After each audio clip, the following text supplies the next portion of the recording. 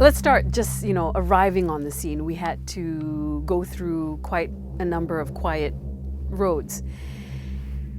My hair was already standing while we were driving around in the car. Last a few weeks ago, our team came here. We do a paranormal research on the second floor. On the second floor on this area. Right. It's a very quite far if you want to walk. But we see whether we can reach the place or not. Okay. But we just walk down here first. Better we cover the top there. That time I was staying alone. I hear so many voices. The audience listened that someone praying, Muslim praying. Okay. And then I'm also hear it when I'm staying alone. EMF dah signal dah. Tiga, 4.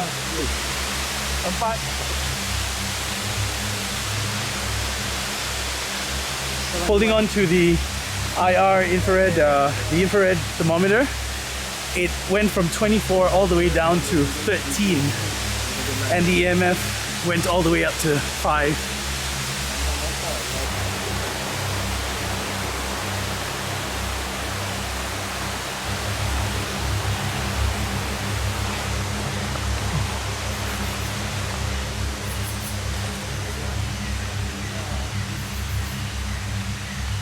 Now, because of my knee and my ankles, I couldn't go as fast as everyone else, but I had my small little team. There were 6 of us. We were the stragglers. We were at the end.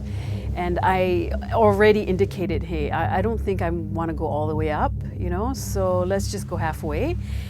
And so we got to the halfway point, and there was a landing there and a smaller hut, a pondok, off to the side.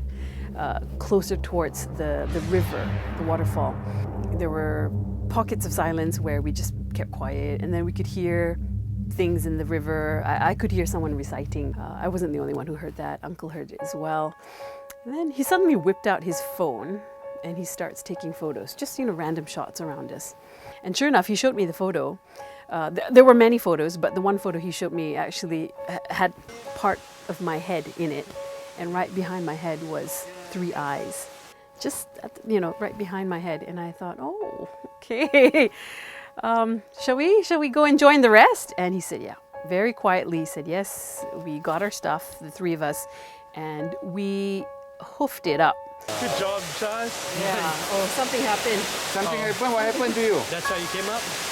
That's why we came up. Bintang Pukang, okay? And while we were up there, all of us had flashlights, but it just seemed like the darkness was, coming in on us.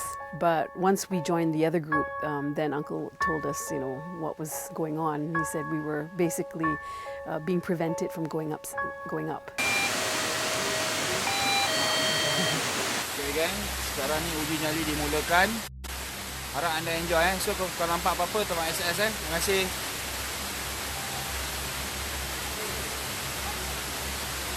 Like something was telling us to leave, and while we sat there, it was Shaz and myself. I didn't want to stay alone this time because something told me that I think I need someone there with me.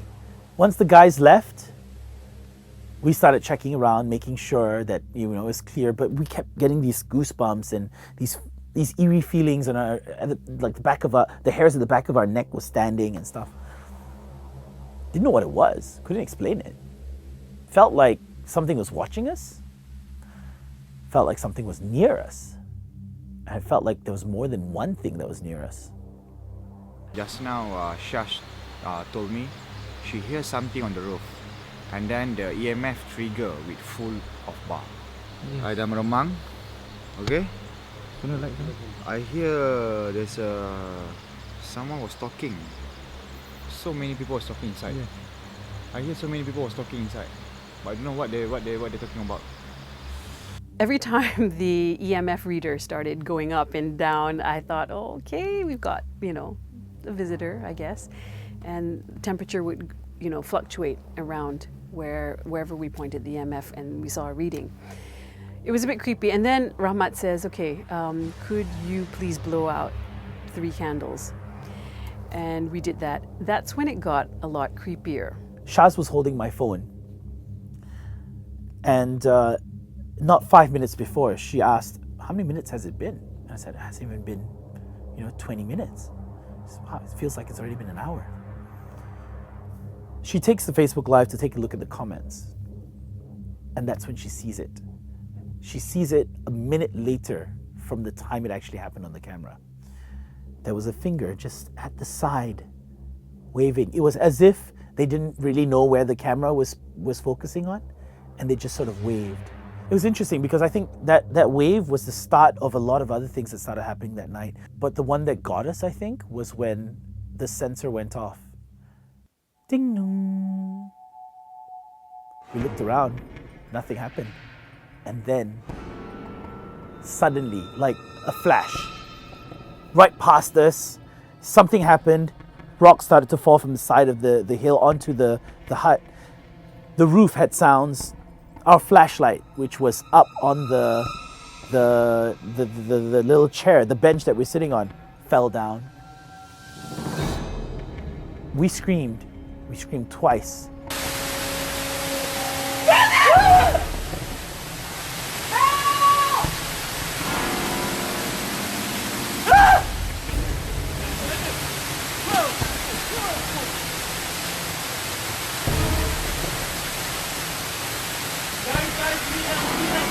Jaga bawah.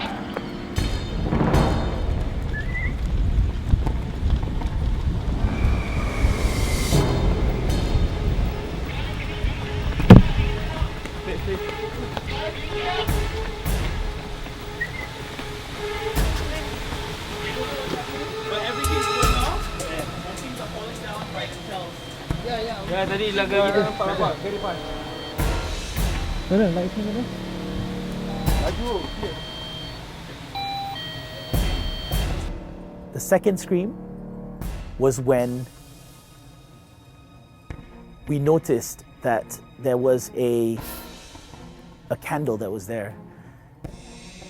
It didn't turn off the normal way. No wind, mind you. No wind whatsoever. It didn't turn off by someone blowing the candle. It turned off the same way I extinguished the candle in the front of that pondok. Literally, it was as if you could see it. The fire was here. It was as if someone just went there and extinguished it like I did. Look at that. One of the candles are also out. I think for me, that was the defining moment. It was interesting because we screamed and all the guys at base heard was the scream. They didn't hear the walkie-talkie. We couldn't communicate with them. It was as if we were closed off from everybody. It wasn't Steve that set off the sensor. It wasn't me that set off the sensor. Something set off the sensor. So that was it was too much. That's when I screamed.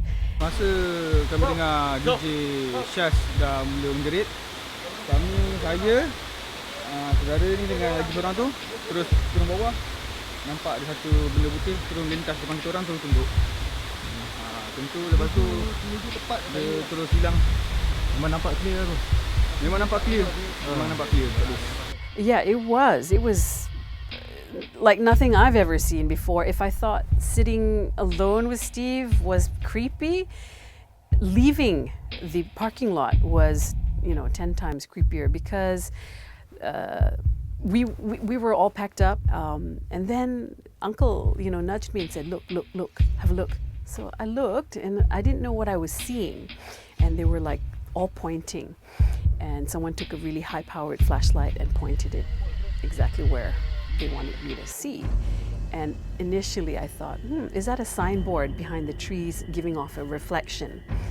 And then I asked, isn't that the signboard? He said, there's no signboard there. The signboard is there. And then he showed me where the signboard was a little bit earlier, nowhere near where they were pointing the flashlight. So I said, what is that? What's that shiny? What is that, And he said, those are eyes.